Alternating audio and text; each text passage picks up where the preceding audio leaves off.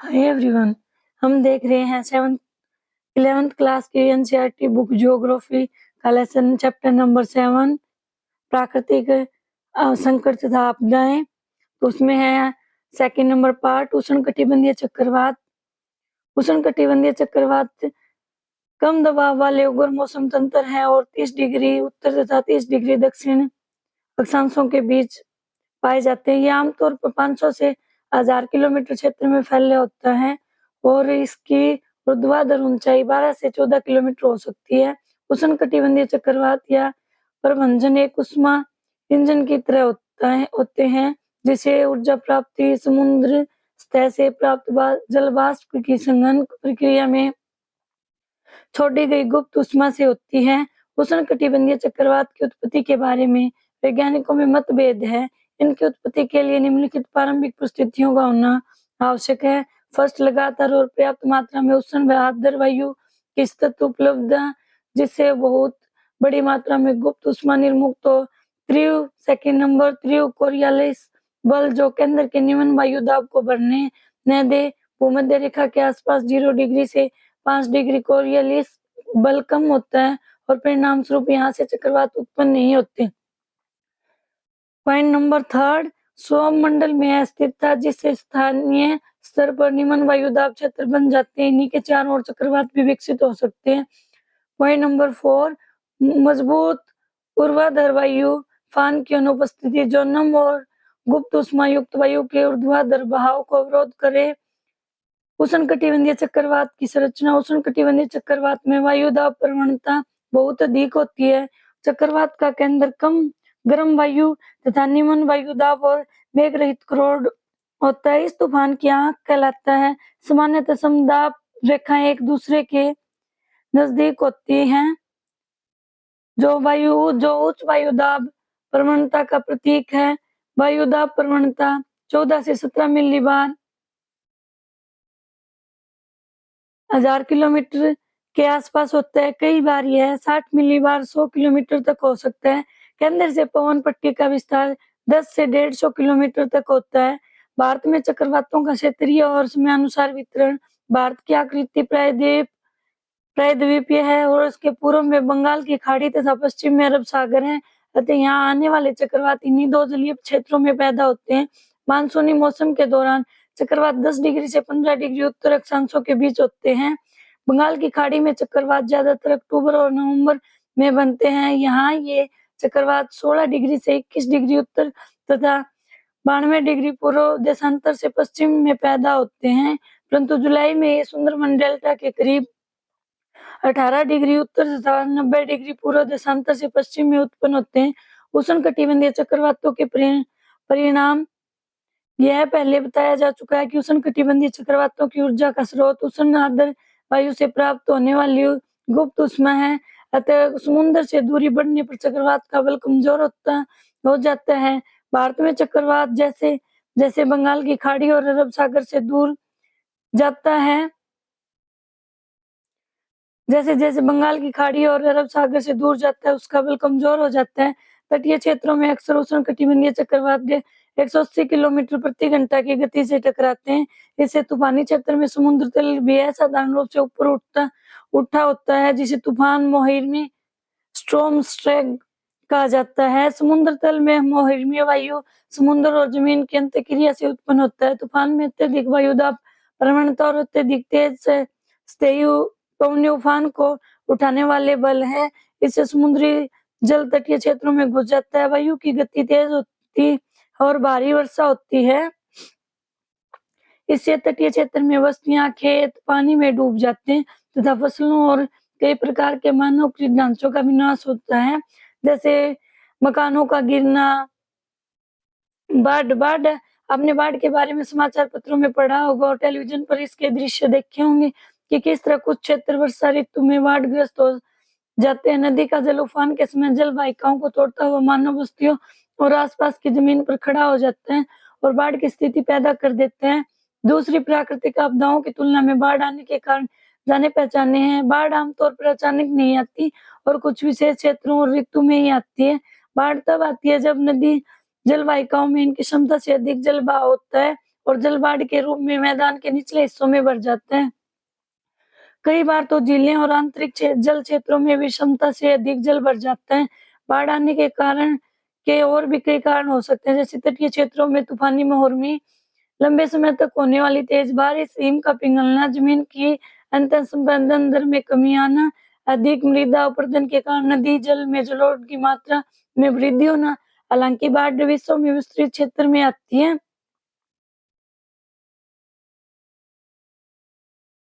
तथा काफी तबाही लाती है, परंतु दक्षिण दक्षिण पूर्व और पूर्व एशिया के देशों, विशेषकर चीन, भारत और बांग्लादेश में इसकी बारंबारता और होने वाले नुकसान अधिक है। दूसरी ओर प्राकृतिक आपदाओं की तुलना में बाढ़ की उत्पत्ति और इसके क्षेत्रीय फैलाव में मानव एक महत्वपूर्ण भूमिका अदा करता है। मानवीय क्रियाकलापों, अंधाधुंध वन कटाव व अवैज्ञानिक कृषि पद्धतियों, प्राकृतिक प्रवाह तंत्रों का अवरुद्ध होना तथा नदी जल और बाढ़-कृत मैदान पर मानव बसाव की वजह से बाढ़ की तीव्रता, परिणाम और विध्वंसता बढ़ जाती है।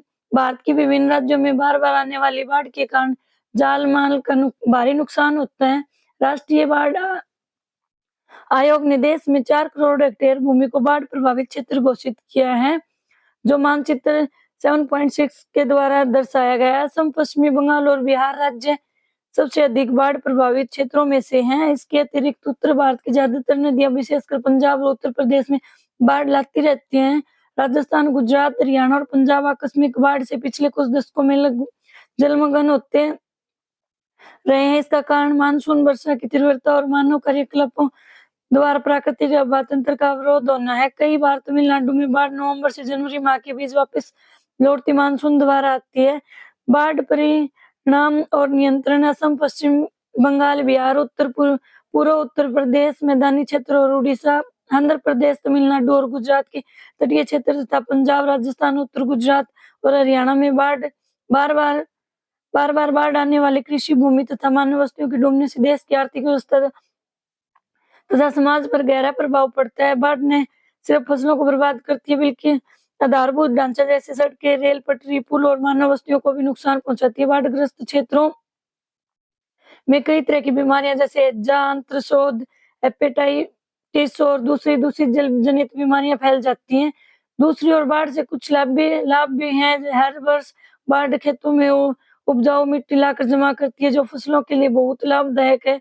ब्रह्मपुत्र नदी में स्थित मजौली, असम जो सबसे बड़ा नदी द्वीप है, हर वर्ष बाढ़ग्रस्त होता है, परंतु यहाँ चावल की फसल बहुत अच्छी होती है। लेकिन ये लाभ भीषण नुकसान के सामने गौण मात्र है। भारत सरकार और राज्य सरकारें हर वर्ष बाढ़ से पैदा होने वाली गंभीर स्थिति से अवगत हैं। ये सरकारें बाढ़ की स्थिति से कैसे निपटती हैं, इस दिशा में कुछ महत्वपूर्ण कदम इस प्रकार होने चाहिए। बाढ़ प्रभावित क्षेत्रों में तटबंध बनाना, नदियों पर बांध बनाना, वनीकरण और आमतौर पर बाढ़ लाने वाली नदियों के ऊपरी जल ग्रहण क्षेत्र में निर्माण कार्य पर प्रतिबंध लगाना, नदी वाहिकाओं पर बसे लोगों को कहीं और बसाना और बाढ़ के मैदानों में जनसंख्या के जमाव पर नियंत्रण रखना। इस दिशा में कुछ और कदम हो सकते हैं। आकस्मिक बाढ़ प्रभावित देश के पश्चिमी और उत्तरी भागों में यह ज्यादा उपयुक्त कदम होंगे। तटीय क्षेत्रों में चक्रवात सूचना केंद्र तूफान के उफान से होने वाले प्रभाव को कम कर सकते हैं। सूखा ऐसी स्थिति को कहा जाता है जब लंबे समय तक कम वर्षा, अत्यधिक वाष्पीकरण और जलाशयों तथा भूमिगत जल के अत्यधिक प्रयोग से भूतल पर जल की कमी हो जाए। सूखा एक जटिल घटना है जिसमें कई प्रकार के मौसम विज्ञान संबंधी तथा अन्य तत्व जैसे वृष्टि, बाष्पीकरण, बाष्पोत्सर्जन, भौमजल, मृदा में नमी, जल भंडारण, भरण, कृषि पद्धतियां, विशेषतः उगाई जाने वाली फसलें, सामाजिक आर्थिक गतिविधियां और पारिस्थितिक शामिल हैं।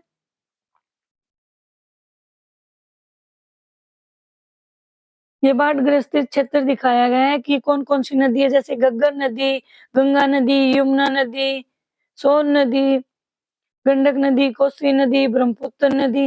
जैसे असम में आती है बाढ़ ब्रह्मपुत्र नदी से, बिहार में कोसी नदी से।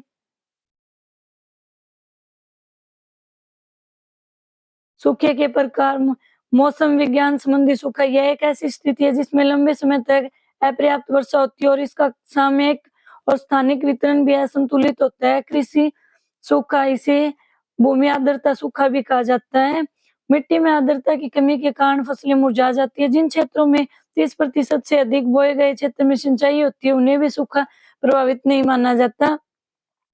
जल विज्ञान संबंधी सूखा, यह स्थिति तब पैदा होती है जब विभिन्न जल संग्रहण जलाशय, जलभूतों और झीलों इत्यादि का स्तर वृष्टि द्वारा की जाने वाली जलापूर्ति के बाद भी नीचे गिर जाए। पारिस्थितिक सूखा, जब प्राकृतिक पारिस्थितिक तंत्र में जल की कमी से उत्पादकता में कमी हो जाती है और परिणाम स्वरूप पारिस्थितिक तंत्र में तनाव आ जाता है तथा यह क्षतिग्रस्त हो जाता है, तो पारिस्थितिक सूखा कहलाता है। भारत में सूखाग्रस्त क्षेत्र, भारतीय कृषि काफी हद तक मानसून वर्षा पर निर्भर करती है।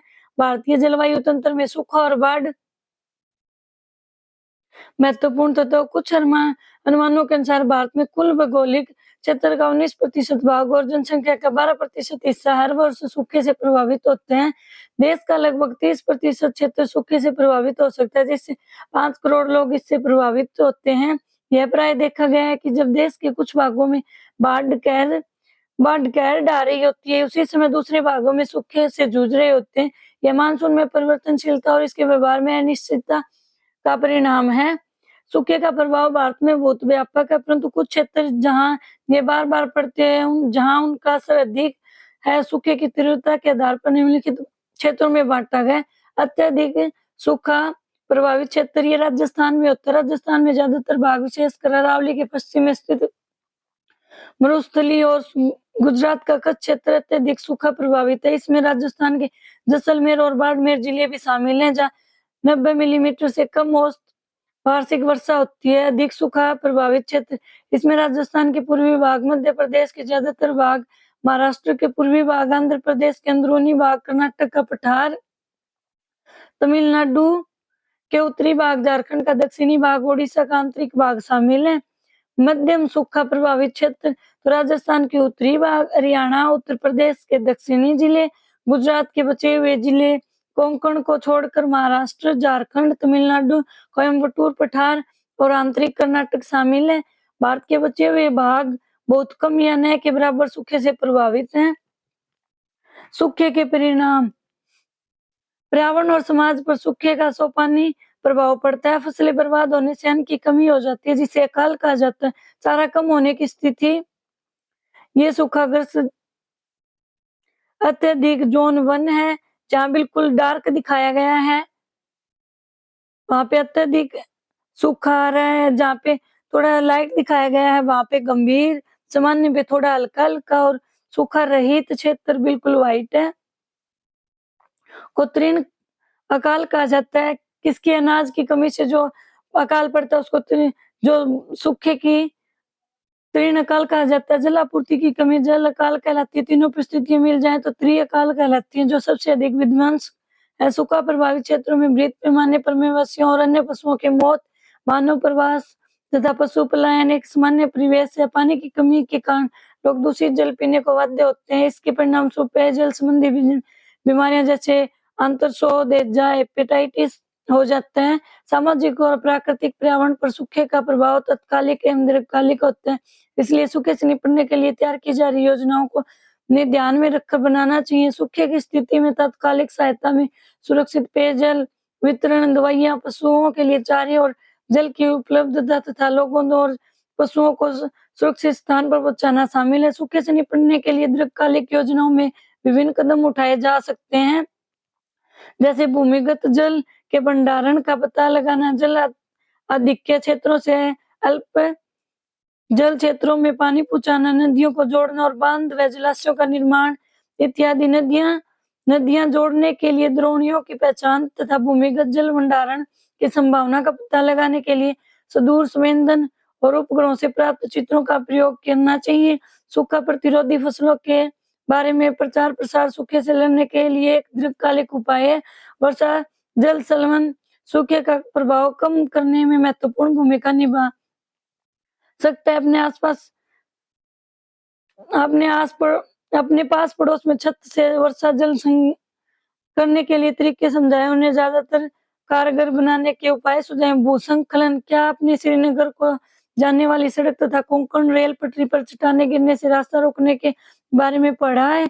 यह भूस्खलन की वजह से होता है, जिसमें चट्टान समूह खिसक कर ढाल से नीचे गिरता है। सामान्यतः भूस्खलन, भूकंप, ज्वालामुखी फटने, सुनामी और चक्रवात की तुलना में कोई बड़ी घटना नहीं है, परंतु इसका प्राकृतिक पर्यावरण और राष्ट्रीय अर्थव्यवस्था पर गहरा प्रभाव पड़ता है।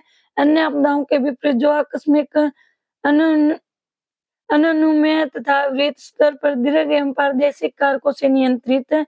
भूस्खलन मुख्य रूप से स्थानीय कारणों से उत्पन्न होते हैं, इसलिए भूस्खलन के बारे में आंकड़े एकत्रित करना और इनकी संभावनाओं का अनुमान लगाना न सिर्फ मुश्किल और अपितु काफी महंगा पड़ता है। भूस्खलन को प्रभावित करना और इसके व्यवहार को शब्दों में बांधना मुश्किल कार्य है, परंतु फिर भी पिछले अनुभव, इसकी बारंबारता और इसके घटने को प्रभावित करने वाले कारकों जैसे भूविज्ञान, भू आकृतिक कारक, ढाल, भूमि उपयोग, वनस्पति आवरण और मानव क्रियाकलापों के आधार पर भारत को विभिन्न भूस्खलन क्षेत्रों में बांटा गया है।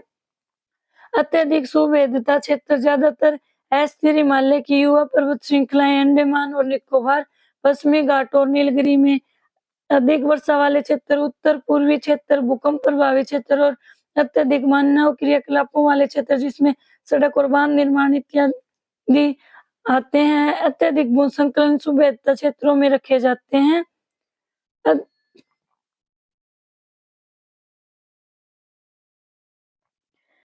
अधिक सुविविधता क्षेत्र, अधिक भूस्खलन सुविविधता क्षेत्रों में भी अत्यधिक सुविविधता क्षेत्रों से मिलती-जुलती परिस्थितियां, दोनों में अंतर भूस्खलन को नियंत्रण करने वाले कारकों के संयोजन, गहनता और बारंबारता का हिमालय क्षेत्र के सारे राज्य और उत्तर पूर्वी भाग असम को छोड़कर इस क्षेत्र में शामिल है। मध्यम और कम सुविविधता क्षेत्र, पार हिमालय के कम वृष्टि वाले क्षेत्र, लद्दाख और हिमाचल प्रदेश में स्पीति अरावली पहाड़ियों में कम वर्षा वाला क्षेत्र, पश्चिमी व पूर्वी घाट के दक्कन पठार के वृष्टि छाया क्षेत्र ऐसे इलाके जहाँ कभी-कभी भूस्खलन होता है। इसके अलावा झारखंड, उड़ीसा, छत्तीसगढ़, मध्य प्रदेश, महाराष्ट्र, आंध्र प्रदेश, कर्नाटक, तमिलनाडु, गोवा और केरल में खदानों और भूमि धंसने से भूस्खलन होता रहता है।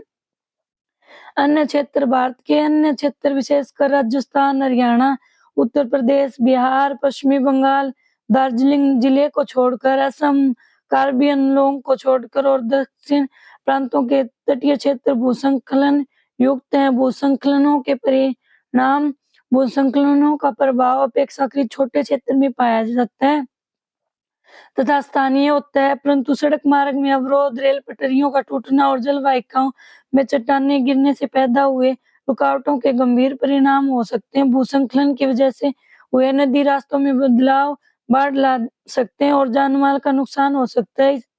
इससे इन क्षेत्रों में आवागमन मुश्किल हो जाता है और विकास कार्यों की रफ्तार धीमी पड़ जाती है। निवारण, भूस्खलन से निपटने के उपाय अलग-अलग क्षेत्रों के लिए अलग-अलग होने चाहिए। अधिक भूस्खलन संभावित क्षेत्रों में सड़क और बड़े बांध बनाने जैसे निर्माण कार्य तथा विकास कार्य पर प्रतिबंध होना चाहिए। इन क्षेत्रों में कृषि, नदी घाटी तथा कम ढाल वाले क्षेत्रों तक सीमित होनी चाहिए तथा बड़ी विकास परियोजनाओं पर नियंत्रण होना चाहिए। सकारात्मक कार्य जैसे वृहद स्तर पर वनीकरण को बढ़ावा और जल बहाव को कम करने के लिए बांध का निर्माण भूस्खलन के उपायों के पूरक है। स्थानांतरित कृषि वाले उत्तर पूर्वी क्षेत्रों में सीढ़ीनुमा खेत बनाकर कृषि की जानी चाहिए। आपदा प्रबंधन, भूकंप, सुनामी और ज्वालामुखी की तुलना में चक्रवात के आने के समय एवं स्थान की भविष्यवाणी संभव है। इसके अतिरिक्त आधुनिक तकनीक का इस्तेमाल करके चक्रवात की गहनता, दिशा और परिणाम आदि को मॉनिटर करके इससे होने वाले नुकसान को कम किया जा सकता है। इससे होने वाले नुकसान को कम करने के लिए चक्रवात शेल्टर, तटबंध, डाइक, जलाशय निर्माण तथा वायु वेग को कम करने के लिए वनीकरण जैसे कदम उठाए जा सकते हैं। फिर भी भारत, बांग्लादेश, म्यांमार इत्यादि देशों के तटीय क्षेत्रों में रहने वाली जनसंख्या की सुविविधता अधिक है, इसलिए यहाँ जान माल का नुकसान बढ़ रहा है। आपदा प्रबंधन अधिनियम 2005, इस अधिनियम में आपदा को किसी एक क्षेत्र में घटित एक महा विपत्ति, दुर्घटना, संकट, गंभीर घटना के रूप में परिभाषित किया गया है, जो प्राकृतिक या मानवकृत कारणों या दुर्घटना या लापरवाही का परिणाम हो और जिससे बड़े स्तर पर जान की क्षति या मानव पीड़ा, पर्यावरण की हानि एवं विनाश हो, जिसकी प्रकृति या परिणाम प्रभावित क्षेत्र में रहने वाले मानव समुदाय की सहन क्षमता से परे हो। निष्कर्ष उपरलिखित विवरण से यह निष्कर्ष निकलता है कि आपदाएं प्राकृतिक या मानवकृत दोनों प्रकार की हो सकती हैं, परंतु हर संकट आपदा भी नहीं होता। आपदाओं और विशेषकर प्राकृतिक आपदाओं पर नियंत्रण मुश्किल है। इसका बेहतर उपाय इनके निवारण की तैयारी करना है।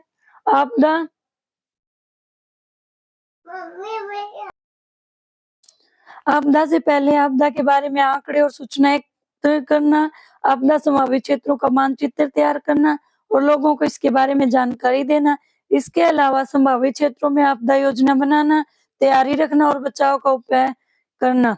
नंबर सेकंड, आपदा के समय युद्ध स्तर पर बचाव व राहत कार्य जैसे आपदाग्रस्त क्षेत्रों से लोगों को निकालना, आश्रय स्थल निर्माण, राहत कैंप, जल, भोजन व दवाई आपूर्ति। नंबर थर्ड पॉइंट, आपदा के पश्चात प्रभावित लोगों को बचाव और पुनर्वास, भविष्य में आपदाओं से निपटने के लिए क्षमता निर्माण पर ध्यान केंद्रित करना। भारत जैसे देश में जहां 2/3 क्षेत्र और जनसंख्या आपदा सुवेद है, इन उपायों का विशेष महत्व है। आपदा प्रबंधन अधिनियम 2005 और राष्ट्रीय आपदा प्रबंधन संस्थान की स्थापना इस दिशा में भारत सरकार द्वारा उठाए गए सकारात्मक कदम का उदाहरण है। आज के लिए इतना ही, धन्यवाद।